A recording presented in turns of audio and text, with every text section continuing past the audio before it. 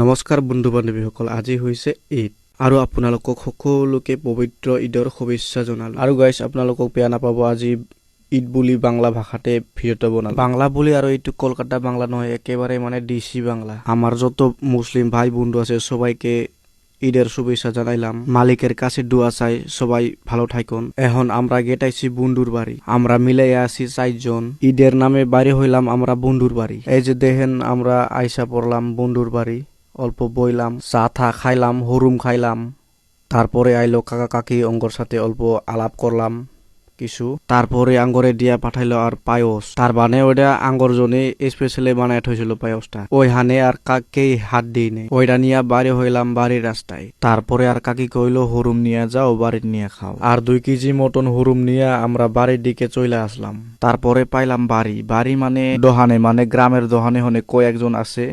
এতগুলো খাওয়ার বস্তু একা তো খাওয়া যায় না, তার জন্য ভাগ্যে খাইলাম। দেখেন সে এত সুন্দর করে পেঁয়াজ বানায় হয়েছে, না খাওয়াকে থাকা যায়। মাইনসের সাথে আমি অল্প খাইলাম। আর ভিডিওটো এইখিনি আছিল, আর বেয়া কমেন্ট নকরবে দে।